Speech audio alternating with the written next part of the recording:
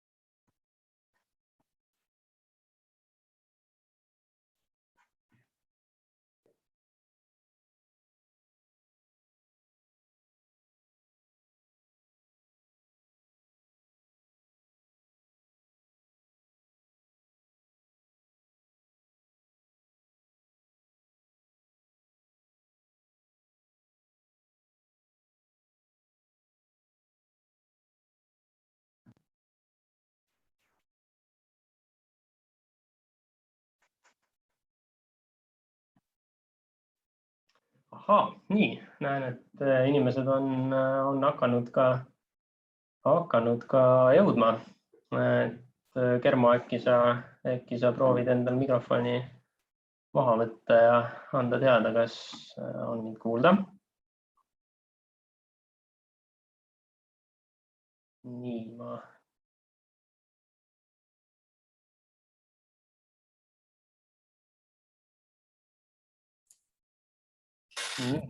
Aleksei tõstis. Ja nüüd sain liiga ja sind on väga hästi kuulda. Okei. Ma võtsin Alekseil ka praegu selle mikrofoni mute'i või selles mõttes selle kinnise mikrofoni maha, et nüüd on võimalik seda mikrofoni teil omal vabal tahtel sisse ja välja lülitada. Et ma teeksin niimoodi, et kõigil on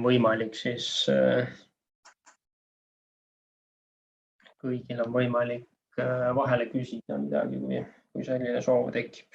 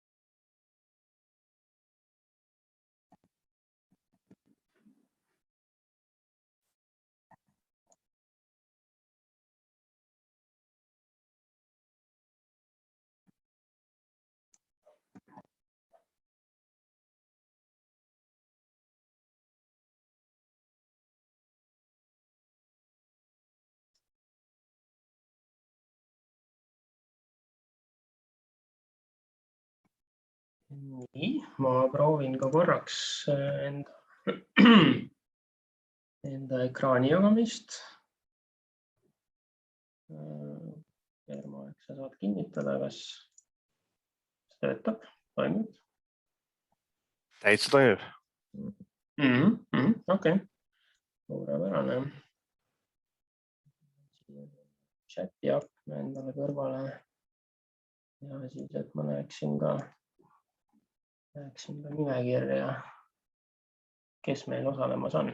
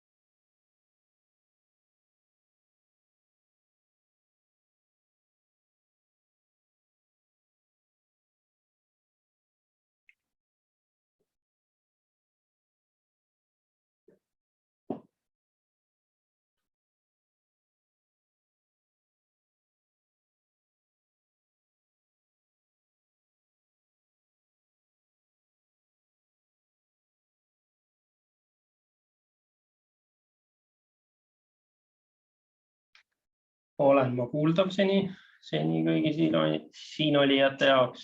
On tehniliselt kõik hästi.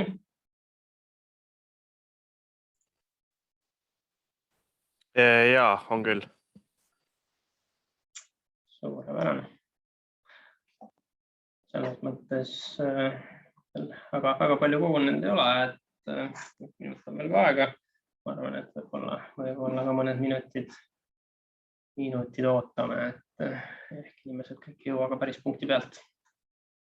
Aga kui kellelgi on küsimusi, ootuseid, midagi, mida tahaks kohe jagada, siis mikrofon on võimalik kõigil avada ja kohe tulistada. Et selles mõttes ärge häbenege, seltskond meil suur ei ole, et võib siin hoolikalt arutelu vormis teemast arutada kindlasti.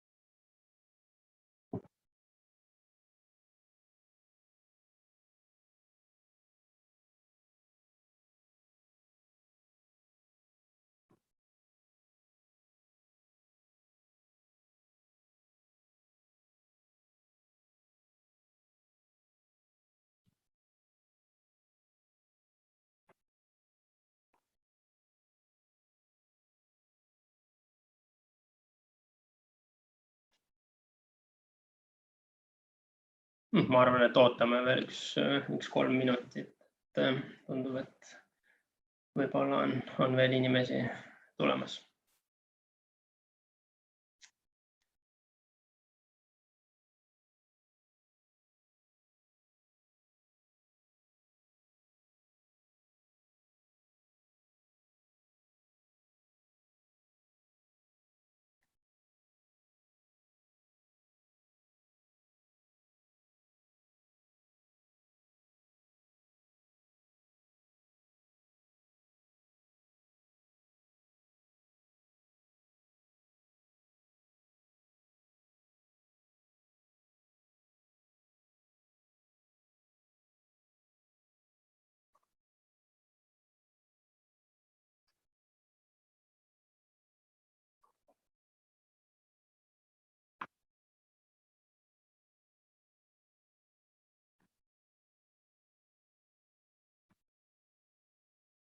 Nii, ma näen, et Meelis on käe tõstnud, et lülitage mikrofon sisse ja räägi, et ma olen kõigil selle mikrofonid lubanud. Et jah, kui kellelgi on mingid küsimusi, mõtteid, ideid, siis on kõigil võimalik kohe vahele tulistada.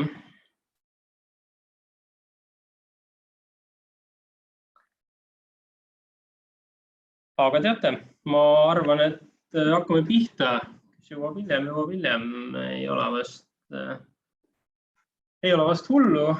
Minu nimi Taavi Liiv, ettevõtte Tulitech ja meie siis tegeleme kõikvõimalike PIM-teenustega ja siis ka mõndade PIM-tarkvarade müügi ja toega. Tänase veebiseminari teemaks on siis SimpleBIM-i tarkvara, millest mõni aeg tagasi tuli välja uus 9. versioon ning selle uuendustest suuresti siis täna räägikski. Et seniks ma panen selle chati väikese lingi ka, et pärast, kui on tahtmist vaadata, et mis SimpleBIM-is veel uut on, siis sealt on võimalik võib-olla põhjalikumalt lugeda. Täna selles mõttes keskendume mõnele põhilisele muudatusele, nagu reklaamis välja hõigatud, siis SimpleBeami BIM Sheet funktsionaalsus on nüüd niisugune kõige suurem muutus ja mingis mõttes võib-olla niisugune revolutsiooniline, et sisu poolest siis see, et see võimaldab Exceli tabeli, mis on tõenäoliselt teie enamike igapäevane väga tuttav tööriist, ära kombineerida siis BIM mudeliga või IFC mudeliga antud juhul. Ja sellel on siis teatavad see annab teatavaid võimalusi nii mahtude väljalugemiseks ehk et mahtude arvestamise poole peal, kui ka siis mingitel juhtudel selle mudeli muutmise ja täiendamise juures. Ja teine niisugune suur muudatus või oluline uus nüanss on siis mahuarvutuste poole peal, millest ma isegi alustaksin, et see mahuarvestuse loogikat on päris palju siin täiendatud ning see võib olla ka, ma näen siin nimekirjas eelarveinimesi hulga, et see võib eelarveinimeste jaoks kindlasti huvitav ja kasulik olla. SimpleBeami tarkvarast veel niimoodi üldiselt, et jah, see täna ongi Eestis vähemalt suuresti levinud eelarve osakondades just eelkõige sellepärast, et sellega on võimalik natukene kehvemast mudelist mahuinformatsiooni välja pööritada. See on võimeline nii-öelda geomeetriast tulenevalt elementidele alternatiivseid mahuinfosid külge genereerima ja lõppkokkuvõtteks, kui kellelgi on ka mingisuguse teistsuguse tarkvara vastu või kasutusharjumus, siis on võimalik see IFC mahtudega rikastatud IFC-sid eksportida ja kasutada seda mõnes teises tarkvaras. See on niisugune SimpleBeami eripära ja kui veel üleüldiselt SimpleBeami eripäradest rääkida, siis see andmete kuvamise viis on ka selline, mida teistel ei ole. Ja ta suudabki siis kõikide valikus olevate 867 elemendi andmed grupeerida siia selliselt, et me näeme, et siin on 27 erineva nimega elementi ja näiteks sellest isolatsioon on siin see, et neid valikuid ja filtreerimisi saab siin hästi kiiresti teha. Aga ütlen veel korra, et kõik, kes siia liitunud on, olen teinud mikrofonid selles mõttes vabaks, et kes tahab, küsige kohe vahele, kui mingisugused küsimused tekivad, aga muudel juhtudel käikski selle SimpleBeami töövoo läbi ja tutvustaks siis ka neid uusi funktsioone niisuguse hästi lihtsa hästi lihtsa nagu praktilise töövoo näitel. Taaskord on mul siin näidiseks Maleva tänav 18 mudel, antud juhul konstruktsioonimudel. Ja et kui me nüüd näiteks siit mahtusid arvestama hakkame, siis millest me pihta hakkame? Tavaliselt ikka vaatame, kas mudelis klassifitseerimine või grupeerimine on õige, et kas tala on tala, kas plaat on plaat, kas sein on sein, arhitektuuri puhul siis uksed, aknad, kõik võimalikud muud, taldmik näiteks. Et antud juhul meile tundub, et jah, taldmik on siin enam-vähem nagu õigesti klassifitseeritud, seinad on ka õigesti, aga kui ma tahan siin näiteks saada eraldi neid välisseina ja siseseina paneele, siis ma peaksin tegema siia endale eraldi grupid selleks. selle siin hästi kiirelt tekitaksin.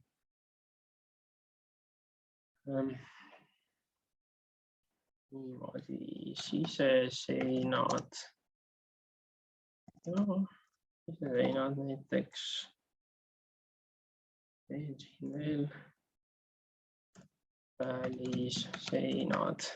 Et ma natukene hakkasin nüüd kaugemalt pihta. Tegelikult neid gruppe on meil pärastpoole tarvis selles BIM-sheet'i näitamises, aga kuna ma arvan, et see on selline asi, mida alati ka üle võib korrata, siis laiema silmaringi mõttes otsustasin seekord selliselt üles ehitada. Nii, ja ma tahan siia tõsta assembly tasandil seinad. Ma tean, et siin sandwich paneelid on need välisseinad. Ja siseseinad olid mul siin ka täitsa olemas. Nii, siseseina paneel. Tundub ilus. Praegu ei keskendusin sellele, et kas need loend on lõplik või mitte. Aga põhimõtteliselt. Et grupid on tehtud. See on ka üks Simple BIM-i funktsionaalsus, mis kindlasti eelarvestajatele väga kasulik on. See on Trimble Connectiga võib-olla varasemalt kokku puutunud, siis on sarnane nagu Trimble Connectis Organizer. Ja nende gruppide järgi on siis hiljem mahuarvestusi hea teha. Nüüd uuenduste poole pealt. Räägin mahuarvestuste loogika uuendust siin näiteks selle elemendi näitel. Tegemist on assembly'ga ehk koostuga, mis koosneb kolmest seinast. Välimine kiht, keskmine kiht, sisemine kiht. Neil kõigil on mingisugused omad parameetrid. Projekteerija poolt on siia mingisugune küljepindala arvutatud 11,1, 12,7 ja 13,0. Ja kui ma nüüd võtan kogu selle elemendi ehk terve koostu, siis ka sellel on siin tegelikult mingisugune pindala, küljepindala olemas. Net surface area, see siin antud juhul on ilmselt siis nende kõikide kolme elemendi kõikide külgede pindala, sellega pole meil palju peale hakata. Aga ja varasemalt Simple BIM nendele üksikutele elementidele suutis väga hästi mahuinfot külge genereerida. Aga nüüd uuendusega tuli see, et tarkvara on võimeline ka sellele koostule varjupindala arvestama, nii neto kui brutopindala.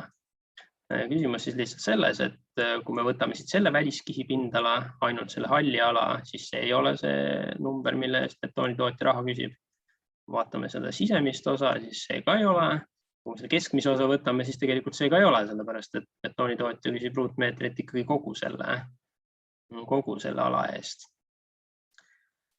Ja kuidas seda nüüd lahendada, ongi see, et uues versioonis Run Tool ja Calculate Base Quantities, mis ilmselt on juba osadele või paljudele tuttav. Siia on nüüd tekkinud väike kasutajaliides. Ja selles kasutajaliideses on nüüd siis võimalik valida, et kas arvutatakse varjupinnad ehk et projektsioonipinnad siis vist eesti keeles. Ja kas arvutatakse mahud konteineritele. Antud juhul konteineri all mõeldaksegi siis seda samuti assemblit või eesti keeles koostu. Ehk et kui ma tahan, et kolmekihilisele elemendile arvutataks varjupindalad, nii netot kui brutod, ma panema siia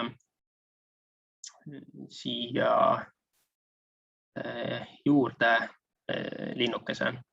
Seda igal juhul, kui teil koostusi mudelis ei ole, siis ärge seda vajutage, see mõnevõrra võib aeglaseks teha seda arvutamisprotsessi, kaua aega võtta. Aga antud juhul on meil seda vaja, siis me seda teeme ja vaatame, kui brutto ta ära arvutab. Ja edasi on siin veel võimalik määrata sellisel elemendi puhul näiteks ka varjupindalas või üldse pindalades, et kui on mingisugused augud sees, et kui suur on väike auk ja kui suur on suur auk. Ehk et näiteks betoonelementide hinnastamise puhul on seal mingisugused keerukad valemid tihti, et kas seal mingi 0,1 ruudust elementi loetakse auguks või loeta. Siis siin on selle suure ja väikse augu piir võimalik ära määrata, et kuidas ta siis seda arvesse võtab. Ja kui on mingid teraselemendid, siis siin on teraserigaal võimalik määrata. Et see kasutajaliides on siin siis uus ja see konteinerite mahuarvestus on ka uus ja võib-olla mitte esmal pilgul silmatorkav uuendus, aga sellest on kindlasti palju abi. Loomulikult kõikide nende mahtude puhul, mis tarkvara arvutanud on, peab ikkagi inimene kriitilise vilguga üle vaatama, et mingisuguse loogikavigu kuskil siis ei võiks tekkida, et kindlasti ennast välja lülitada ei tohi, aga see on tubli arvutus. Nii, paneme ta arvutama, nüüd ta hetke mõtleb. Nii kui mõtleb, tegelikult mul on siin üks täpselt seesama mudel, millel on arvutus juba jooksutatud. Võtan siit selle sama tüki ja kui nüüd klõpsan siia elemendi peale, siis ma näen, et projekteerija mahud on siin endiselt olemas, aga siia on tekkinud üks sihuke spetsiaalne property set või andmete kogum, mis siis käib kogu selle koostu kohta ja siin on kirjas, et brutomaht 15,15. Sellist numbrit me siit kusagilt ei leidnud, ehk et see area side on 13,7, ilmselt välimise külje mingisugune maht. Ehk et seda numbrit me ei oleks saanud kasutada. Net surface area ka, sellest ennem rääkisime. Ja shadow net area on siis ilma selle avata. Area shadow small openings, ehk et seal me määrasime selle väikese ja suure augu piiri nii-öelda. Väikeseid aukusid pole. Aga nii-öelda või avasid aga üks ava on ja selle ühe ava pindala on siis 1,32 ruutu. Ehk et siia tekib selline infokogum juurde, kõrgused, pikkused, laiused, perimeetrid ja ruumalad ka. Okei, ruumala antud juhul tegelikult ilmselt oli ka juba siin olemas õige, aga sellise elemendi puhul ruumalaga jälle on maru vähe pihta hakata.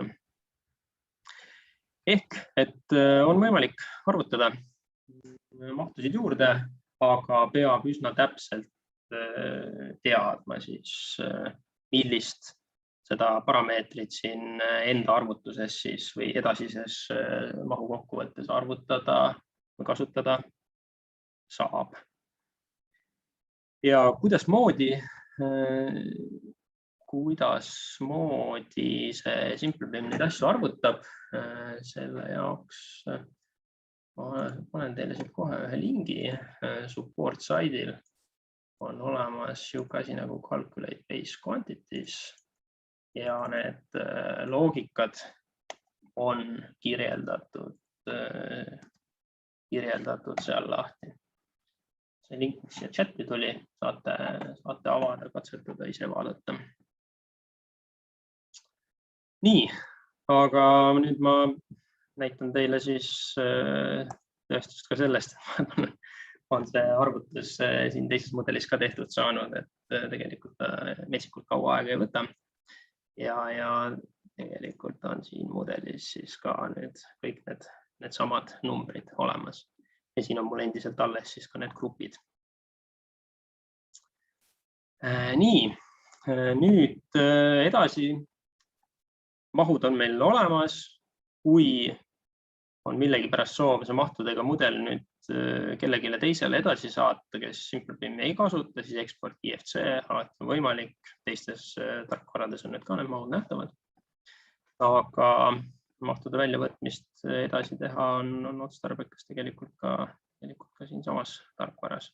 Ja siinkohal jõuamegi siis nüüd selle sama SimpleBim, vabandust, BIMsheet funktsioonini. Varasemalt ilmselt olete kasutanud table funktsiooni, kuhu saab siis mahte kokku tõsta, summeerida. See vana table funktsioon on alles jäänud, see toimib ja sellest saab ka BIMsheeti genereerida. kui kellelegi see meeldib, siis saab seda kasutada endiselt, aga ma näitan täna, kuidasmoodi seda sama asja Beamsheetiga teha. Beamsheeti puhul te juba näete siin Excelist tuttavat ülesehitust, rohkem Exceli moodi kui varasem tabelifunktsioon, table, ja selle puhul on siis kaks suurt eripära või erisust. Esimene on see, et te võite siia sheetidena sisse tuua täiesti suvalisi enda Exceli tabeleid, kus on mingisugused arvutused sees, mingisugused valemid ja nii edasi. Et see on üks eripära ja teine eripära on see, et kui me nüüd oleme mahud siia Beamsheeti tõstnud või üleüldse mingisuguse mudeli info ja me siit selle Exceli ekspordime, siis Beamsheeti puhul on see võimalik ka pärastpoole tagasi importida, ehk kui te seal Excelis teete mingisuguseid arvutusi, mingisuguseid parameetreid muudate, siis on see võimalik mudelisse sisse tagasi lugeda. Seda selles mõttes, sellega peab olema nagu ettevaatlik, peate täpselt teadma, mis te teete, aga see on selles mõttes võimalik. Rääkides nüüd sellest, et kuidasmoodi olemasolev Exceli tabel siia sisse on võimalik tuua, siis mul on tehtud siin üks selline hästi lihtne, taaskord eelarve näitel, eelarve koondtabel. Kes on professionaalne eelarvestaja, siis tema muigab selle peale, sest see tabel on siin väga lihtsakoeline ja kõik hinnad siin kindlasti ei peegelda mingit tegelikkust, aga siin on lihtne nimi, ühik, maht on siis see, mis peaks mudelist tulema, ühikhind ja siin sees on valemid. Nii-öelda kokku hinnavalem ja siis päris kokku. Ja seda samust Excelit ma siis selle Beamsheeti põhjana hetkel kasutangi. Selleks, et seda importida, ma Excelit kinni panema. Nii. Ja selleks, et see siia saada, on siin table funktsiooni 3 kriipsu juures niisugune leht nagu Open Beamsheet or Plain Excel file. Valin siit sama eelarve koondtabeli ja sellest tekib meil siin nüüd esimene nii-öelda sheet. Ja kui me siia nüüd peale klõpsame, siis tegelikult me näeme, et siin on need valemid kõik sees.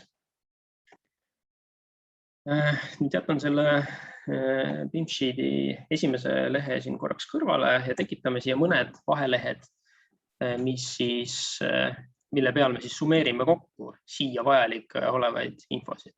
Näiteks taldmiku maht ja killustiku aluse maht. Sellega tahaksin teha niimoodi, et teeme siia ühe vahelehe. Me nägime ennem juba ülevaatest, et footing, taldmik tundub, et on nagu enam-vähem komplektne. Tõstan selle taldmiku siia Exceli tabelisse. Nüüd tekib mulle kasutajaliides. Iga rida on üks element, iga veerg on üks parameeter. Tegelikult parameetrid nii palju vaja pole. Mahuarvestuse jaoks on meil võib-olla siin ainult 4 tükki vaja. Tean, et ma viskan nad kõik välja, part name'i, materiali, nime materjali ja ruumala ja area bottom ehk alumise pinna pindala jätan ma endale siia tabelisse. Ma isegi muud ei hakkagi selle jaoks siia võtma. Materjali järgi tõstan nad gruppi ja mahu ja põhjapindala summeerin kokku. Suhteliselt sihuke lihtne tabel järgi. Nii, taldmik mahud meil olemas. Siin Beamsheeti osas soomlastele pean veel vähe juhiseid jagama, et millegi pärast see asi siin kuidagi nõuab suhteliselt laia rida, võiks olla optimaalsem. Aga ei tea, ei oska öelda. Ilmselt saab seda kuidagi tulevikus paremaks. Nii, ja siia ma tegin grupid, et kui meil nüüd see objektiklass ei sobinud, et ma terve objektiklassi siia tõstan, siis mulle tundus, et siin näiteks siseseinad gruppidena mõistlik lahendada. Tõstan grupi siia, teen samamoodi part name'i, material name'i, mis mulle siin veel tundub. No, tegelikult siinkohal seinte puhul mind huvitabki area shadow gross, area shadow net ehk et brutopindala ja netopindala nii-öelda varjupindalade näol. Viskan ka materjali järgi nad gruppidesse. On 2 erinevat materjali miskipärast. Võib-olla on see ka lihtsalt bakteeria viga, ei oska kommenteerida. Võib-olla on hoopis selle part name'i järgi mõistlik. Siseseina paneelid kõik oleks ühtemoodi grupis. Seda saate siin ka teha selles mõttes mitmeastmeliseks, nii nagu soovite. Ja summeerime taaskord. Teeme veel ka niisuguse väikse kontrolli, filtreerime ühele teisele poole, vaatame, et meil ühtsid väärtuseid siin ei ole. Kõige väiksem sein on 1,36 ruutu, kõige suurem sein 25 ruutu. Natuke võib ka põhjalikumalt alati süveneda, aga niisuguse põhilise talupoja kontrolli saab niimoodi ära teha, et tundub loogiline. Okei, seinad olemas. Võtame siis kiirelt välisseinad ka, täpselt sama loogika järgi. Siin pidulikult ei tee, viskame nad ruttu siia tabelisse kokku. Tegelikult on seda võimalik nagu üsna nogedasti teha, kui endale natuke seda vilumust harjutada. Loomulikult kontrollifunktsiooni ei tohi unustada, see on oluline, et kui nagu päris töös kasutamine on. Nii. Ja nüüd on mul siis mingisugune kriitiline maht elemente siin tabelisse pressitud. Kui ma võtan selle koondtabeli, esimene on mul ilustik alus, aga tegelikult alustame taldmikust. Taldmiku maht oli meil siin täpselt olemas. Footing, volume ja see maht siia hüppas. Korrutati ühikhinnaga läbi, selline number tekkis. Panen siit filiilkäsu sisse. Et ta toob nähtab need elemendid, mis on arvestatud siin. Isegi kui ma selle rahalise numbri peale klõpsen, siis ta näitab mulle, mis selle numbri taga siis peidus on. Nii, järgmine killustik alus. Siin killustik alust keegi mudeldanud pole, aga läheneme niimoodi, mis ma siis ütlen. Läheneme talupoja loogikaga ja võtame siit footingu ja area bottom ehk talumise pinna mahu. Aga kuna ma tean, et killustik alus alati natuke tuleb laiem, siis ma lihtsalt korrutan selle 1,2 läbi. Natuke kiire arvutus, aga tõenäoliselt lihtsam ja täpsem kui arvutada käsitsi. Siseseina paneel, samamoodi nagu ikka Excelis linkimine. Võtame brutomahu, arvame, et brutomahu järgi käib hinnastamine. 3-kihiline seinapaneel, võtame välisseintest ka brutomahu. Ja nii on. Ning, et kui me seda siin vaatame, siin ka tekib mingisugune lõppnumber, kui selle lõppnumbrile klõpsen. Ahah. Läks midagi veidrat. No nagu ikka, alati ei tule asjad nii hästi välja, nagu nad võiksid. Aga printsiibis on nii, et siin, kui ma need read siit kokku võtan, siis ta näitab mulle, millised elemendid sellel real siis arvestatud on. Võib-olla isegi isolate on kõige parem, et need elemendid on mul kuni siia reani siis praegu arvestatud. Ja selliselt seda tabelit ja mudelit siin on võimalik üles ehitada. Vahepeal oleks soovitatav loomulikult ka salvestada, et kui midagi kaduma ei läheks. Ning seda BIM-sheet'i enda ülesehitust on võimalik ka siin salvestada samamoodi, et kas kasutada siis selles projektis, kui mudel muutub või teises projektis, mis on sarnase ülesehitusega. Ja selle jaoks on nüüd ka siin niisugune uuendus, et neid BIM-sheet gruppe ja ka table'i ülesehitusi on võimalik nüüd siis salvestada siit lihtsalt kasutajaliidesest. See BIM-sheet antud juhul, BIM-sheet demo ja mul on siin EK demo näiteks. Selle ma siin selliselt salvestasin. On äkki osapooltel vahepeal tekkinud küsimusi?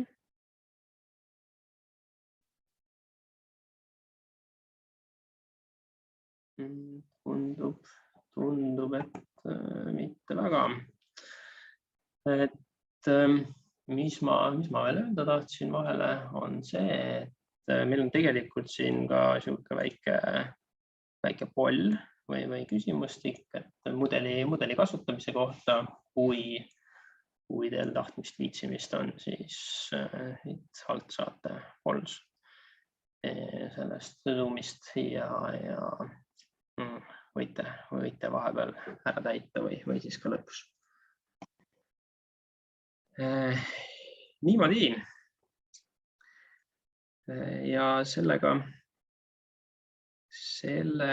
iseenesest siis BIM-sheet'i koondamise funktsionaalsus ära näidatud. Nüüd, kui ma näiteks tahan siin Excelis midagi muuta, mingisugust näiteks siseseina part name'i või midagi sellist, siis jah, ma võin seda teha siin niimoodi sisesein lihtsalt kirjutan ja nüüd, kui ma sellele elemendile klõpsan, siis samune part name. Meil on see peaks ka muutuma samamoodi kaasa. Okei. Et näiteks see part name, see siin muutus ka kaasa ja kui ma nüüd selle Exceli ekspordin ja uuesti impordin ja vahepeal on Excelis nad ära muutnud, siis ta muudab ka need Excelis tehtud asjad siin ära või näiteks olete betoonimarki muutnud. Siin näiteks ma arvan, et see konkreetne sein ei ole teistest võib-olla erinev, aga muudan selle margi eelarve mõttes nagu tagasi. Et selle muutmisega peab olema selles mõttes nagu ettevaatlik, aga see on võimalik. Nii. Aga nüüd veel üks väikene nüanss, et see ei ole küll SimpleBIM 9-ga otseselt seotud, aga küll nagu mahtude arvutamisega, et kui mul see BIM-sheet siin juba ees on ja mul näiteks on siin ka hetkel puudu õõnespaneelide brutopindala, siis ma lihtsalt näitan, mida SimpleBIM-iga on võimalik teha, et kui teil on mingisugused teatud loogikat, mille järgi te tahate mingite elementide mahtusid arvutada teisiti, kui need võib-olla projektmudelis on. Õõnespaneel on hea näide selles osas, et siin on näiteks üks kitsas paneel. Paneeli laius on 400, aga tõenäoliselt paneeli tootja mõõdab seda siis kas 600 või 1200 sammuga ehk et seda raha küsitakse selle paneeli eest pikkus korda 600 millimeetrit ehk et väike if-käsk Excelis. Aga mina olen tekitanud endal siia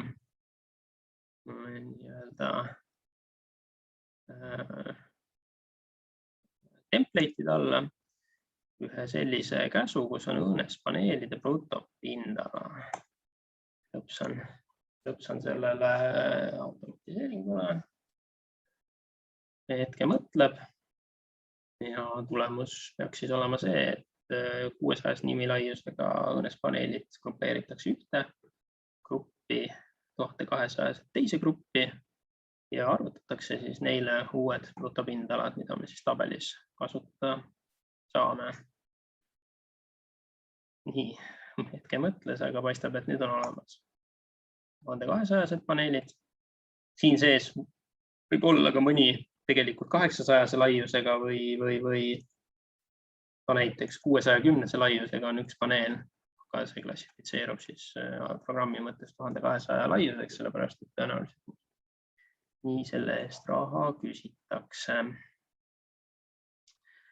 Ja kui ma nüüd võtan kõik need õõnespaneelid, siis ma näen, et siia on tekkinud üks property set juurde, tulitake mahud ja siin näitab brutolaiust, õõnespaneeli brutopindala ja õõnespaneeli nimetust. Ja see grupp on siin samamoodi siis kasutatav, tõstame õõnespaneelid siia. Meid tegelikult siis huvitab praegusel hetkel ainult profiil. Pikkus võib olla informatiivne materjal ja siis õõnespaneeli brutolaius, brutopindala ja nimetus. Brutopindala summeerime. Tegelikult võime võtta siit ka näiteks projekteerija poolt pandud mahud, mis kõige ligilähedasem on tõenäoliselt net area bottom ehk et see pind, mis vastu maad puutub. Piltlikult öeldes, et ka see on siin vist ainukene projekteerija poolt võimalik sarnane mõõt, mis meil vaja on. Võtame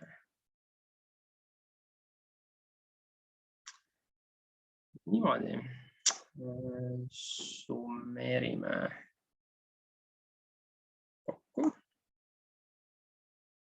Võtame profiili järgi ka, et ühte profiili on, ilmselt suht nagu lihtne.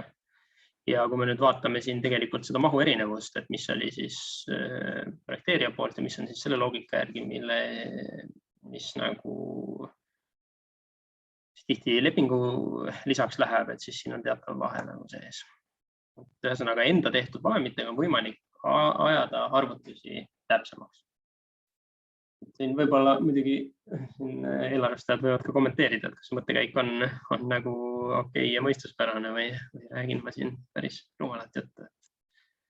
Et ma ise eelarvestamisega igapäevaselt küll ei tegele. Nii, ja proovime siis siia koondtabelisse ka õõnespaneelide brutopindala, millegipärast on kantmeeter, paneme siia ruutmeetri. Ja õõnespaneelid, pindala. Ja siia siis ka mingisugune maht tekkis. Mis siin nüüd halvasti läks, ei oska kommenteerida, aga igal juhul point endine, et mis on arvestatud, need peaksid siia tekkima. Ja nende vahel siis side selle tabeliga tekib. BIM-sheet'i poole pealt ilmselt isegi kõik hetkel. Uuenduste poole pealt veel näitaks seda, et kuidas moodi SimpleBIM võimaldab ka mudelit jagada kas hoone osadeks või haardealadeks, et ütleme hästi robustselt tahame arvestada siit mingisugust sellist osa hoonest ühe osana või ühe etapina ja teistsugust mingit suvalist osa hoonest teise etapina. Varem oli seda võimalik teha, selleks oli location editor, aga neid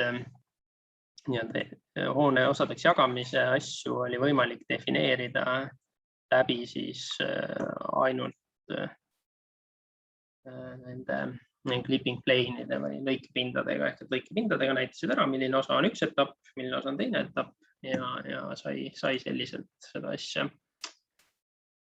teha.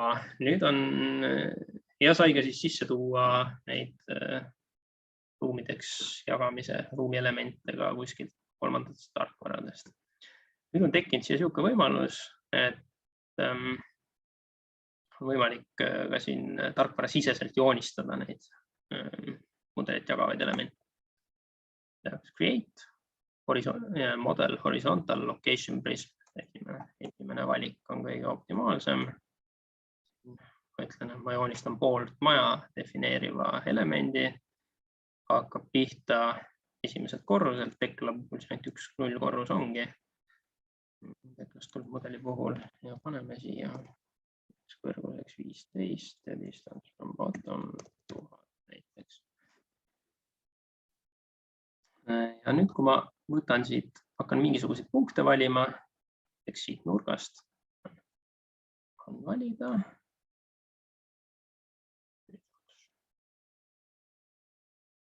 Niimoodi, alustaks uuesti. Okei, võtan esimese hooga.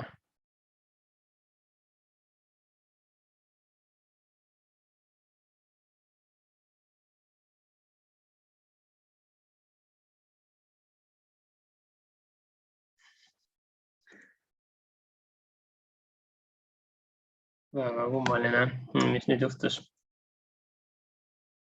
Võtan kõrvalt korraks teise mudeli, vaatame, teeme siin kiirelt kordama harjutust, et midagi läks seal natukene kehvasti.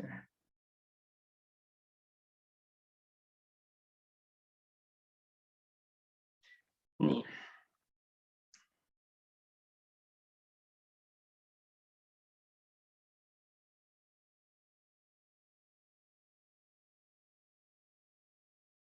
Võtame siit nurgast kinni. Tahame siukse tüki teha. Siit, no arvamegi, et näiteks sellise kujuga see peaks olema. Et nüüd siia siuke see ruumi element ka tekkis. Me tahame teise veel teha, siis võime teha ise niimoodi siia poole, võtame siit sellest nurgast kinni. Tahame selle teise maja poole teistmoodi ära. Ma siit ühe punkti jätsin vahepealt vahele, aga okei, see ilmselt on äkki arusaadav.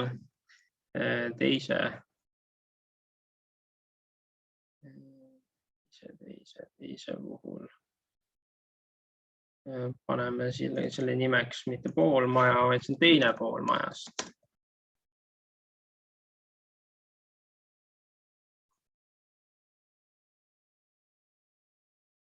Nii, ja nüüd kõik need elemendid, mis jäävad siia selle ruumi elemendi sisse, saavad omale nimeks teine pool majast ja see on siis nii-öelda pool maja.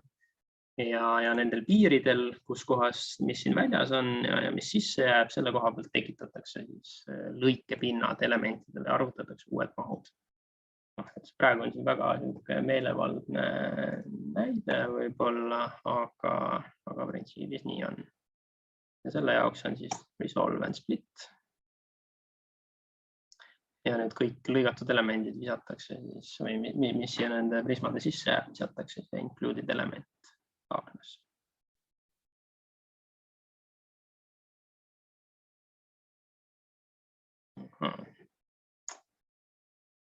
Jääb siin hetke mõtlema.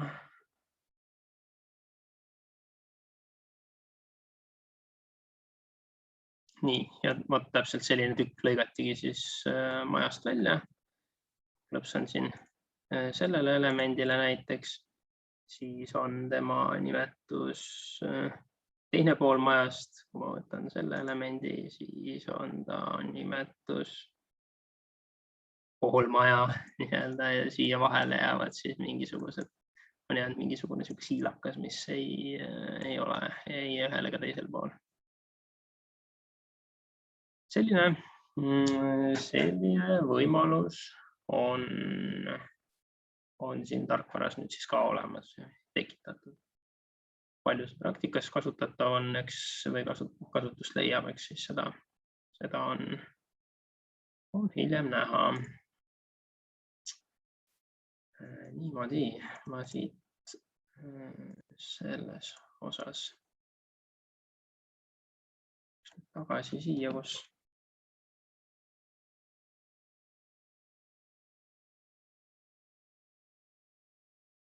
siia esimese mudeli juurde, et ma arvan, et sellega on BIM sheet'i osas jutud räägitud. Ja nüüd üks oluline uuendus, mis veel esimese hooga välja ei paista, aga mis võib kasulik olla, on näidatav arhitektuursete mudelite peale üleüldse. Ja selleks ma võtsin selle sama hoone arhitektuuri mudeli siit. Ja siin on mul niisugune tavapärane arhitektuurimudel, kus on olemas ruumielemendid. Kui ma siit näitan, on olemas ilusasti aknad, uksed, seinad, aga coveringide all siin antud juhul on ainult triplaed, aga siseseinte nii-öelda covering elemente või siis katteelemente, viimistlust selles mudelis pole. Ja see on niisugune tavapärane olukord, et kui siseseina või siseviimistlust pole, siis viimistluse mahtude arvutamine keerukas. On tekitatud siia run tool'ide alla niisugune asi nagu create space covering objects. Ja selle käsu eelduseks on see, et mudelis peavad olema olemas ruumielemendid ja peavad olema seinad, uksed, aknad ehk et need ruumielementi piiravad elemendid. Aga kui need olemas on, siis on võimalik jooksutada see kesk. Ja sisuliselt tarkvara siis oma loogika alusel tunnetades siis ära, kus kohas on vastu ruumielementi uks ja kus kohas aken ja kus kohas sein, tekitab siis siseviimistluse mudeli lihtsustatult. Vaatame, kuidas moodi see välja tuleb meil. Praegu juhin tähelepanu 431 covering elementi on meil praegu mudelis, need ongi need triplaed. Ja nüüd kui raport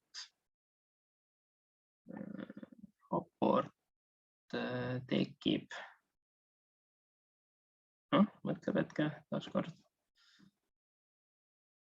Kui raport tekib, siis ta ütleb, et 4782 uut coveringi on tekitatud juurde mudelis. Vaatame siis, millega tegu.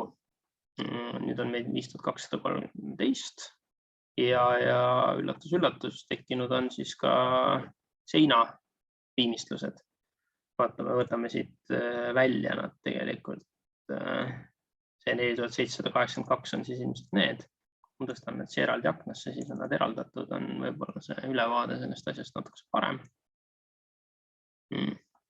Ja sisuliselt ongi nii, et seintele on tekitatud elemendid. Küll näen, et tegelikult siin peaksid ka aknad olema, miks ei ole aknaid, ei oska kommenteerida, et see tuleb alati kriitilise pilguga üle vaadata, kui palju ta kasutatav on, aga antud juhul visuaalselt ütleks, et lihtsam on siit natuke see võib-olla maha arvestada, aga ikkagi kasutada neid elemente mahuarvestuseks, kui käsitsi minna. Teine asi, mida ma praegu ei näe, on siin, et kõikidele ruumidele ei ole tekkinud siis neid laeelemente, aga see ei ole ka selles mõttes nagu teema, et triplaed olid meil nii mudelis olemas ja nii lae kui põranda katteid üldjuhul saab läbi ruumielementide pindala ka ju tegelikult kätte. Siin ma näen ka veel mingisuguseid seinte osa veidruseid, aga muus osas tundub, et see võiks olla kasutatav. Jah, tõsi, kui me nüüd siia selle elemendi peale klõpsame, siis ta tegelikult teab ainult enda korrust ja ta teab ainult enda kõrgust, laiust ja netopindala. Ehk et see, mis materjalist tehtud on, seda ta muidugi ei tea, aga siin jah, ilmselt on võimalik nagu kuidagi tuletada või natukene siin sorteerida, et milliste elementidega või milliste ruumidega piirnevad elemendid on ühest materjalist ja millised teisest. Materjali või nimetust saab siia alati juurde kirjutada, mitte ükshaaval, vaid võib-olla mingid asjad välja sorteerides.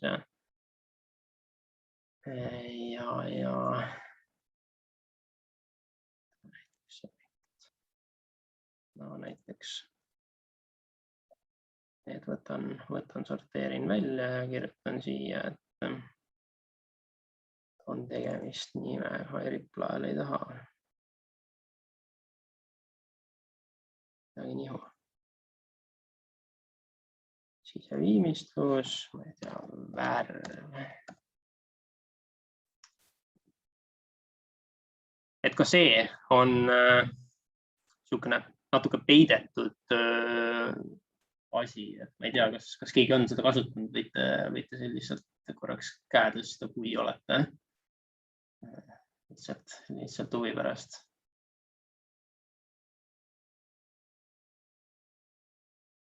Aga seda tasuks nagu katsetada.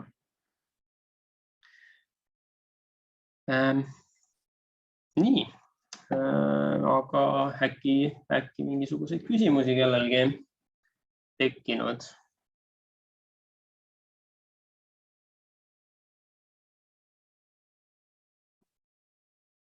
Tundub, et hetkel mitte. Et kes veel ei ole kasutanud, aga tekkis huvi justkui SimpleBeam'i tarkvara vastu, siis panen siia chati ka selle triali allalaadimise koha lingi. On täitsa meil siin kodulehel olemas siuke koht, et on võimalik alla laadida SimpleBeam'i, kes BIM-tarkust tahab ammutada, siis meie YouTube'i lehel 1.2 võib leida kaasa arvatud SimpleBeam'i kohta ka selle salvestuse laadime siia tõenäoliselt ülesse. On selline plaan. Selle, mis SimpleBeam'is uut on, seda juba suuremas osas rääkisime ära ja näitasin ka, mida ma veel ütlen, et siin soomlaste kodulehel ja soomlaste SimpleBeam'i YouTube'is on ka nüüd uusi videoid tekkinud ja just nende samade teemade kohta. Ja nad on nüüd suhteliselt nagu siuksed söödavad või arusaadavad, et siin vanemad videod olid natukene võib-olla rasked, siis nüüd on nad kasutajasõbralikumad märgatavad. Ja jah, siin ülejäänud on juba siuksed pisemad muudatused, mille kohta saate rohkem uurida omal käel. Veel lõpetuseks natukene veel reklaami juttu selles osas, et kuna kogu selle mahuarvutuse ja selle teema kohta hästi palju küsitakse, uuritakse, siis otsustasime teha ka ühe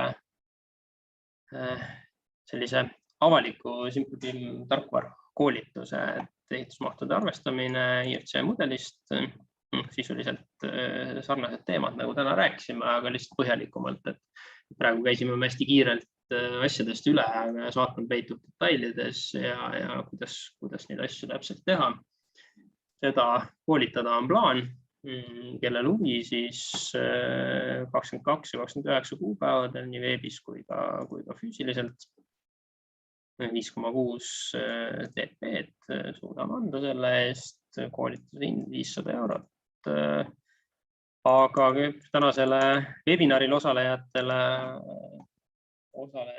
otsustasime, et see hind võiks olla 400 €, kui kellelgi huvi on, et selle registreerumise lingi panen ka siia, et kui keegi tunneb, et on huvi või on keegi tuttav, keda võiks teema kõnetada, siis igal juhul võite infot jagada. Ja tänase veebiseminari lõpuks lubasime ka välja selle, et keegi osalejatest siis võiks saada ka tasuta pääsme koolitusele ja selle jaoks on mul tegelikult siin kõikide registreerunute nimekiri ja tegelikult on mul siin olemas ka üks niisugune väike veebileht, mis siis loosib välja selle numbri siin. Siia refreshi, mis loosib välja selle numbri. Meid on siin, hetkel näitab 36 inimest. Mul küll kahjuks kõik ei ole kohal, aga ma panen selle numbri siia, teeme keegi võib rääkida. Mikrofoni lahti teha ja võib küsida julgelt. Aga seniks et ma genereerin siit numbri ja kui see inimene kohal on ja ütleb, et ta on huvitatud ja tahab tasuta koolitust, siis nii on. Kui inimest kohal ei ole, siis valime uue ja kui leiame kohal olija, kes siis soovib ka koolitusele tulla, siis nii ongi, siis võtame juba ühendust. 36 inimest on, kelle vahelt valime ja number 26. Korraks vaadata, kes meil siin siis on. Marko nimeline härrasmees, Markot täna ei näe. Katsetame uuesti. Number 3. Number 3 ongi Taambet. Meil olemas. Ei ole. Ma vabandan selles osas ette ära, et ma ei jõudnud siin nagu nende kohalolijate kohta eraldi nimekirja teha. Puine see asi, aga proovime. Veel 26. Juba oli, jah? 16. Niimoodi. Anette Uik. Anette on kohal. Ei tea, kas võtad vastu? Ei võta. Olen olemas ja. Okei, aga siis vist on ka inimene selgunud, et eks me siis võtame selles mõttes ühendust või peame sidet. Aga minu poolt suures piiris kõik. Kellel on küsimusi või tahab lihtsalt natukene juttu puhuda, siis ma olen siin veel mõnda aega olemas, et julgelt võib küsida, arutada ja kui tekivad kas kasutamise või katsetamise käigus mingisugused küsimused, siis ka julgelt helistage, kirjutage mulle ja üldjuhul olen ikka proovinud inimesi aidata, kui olen osanud parasjagu.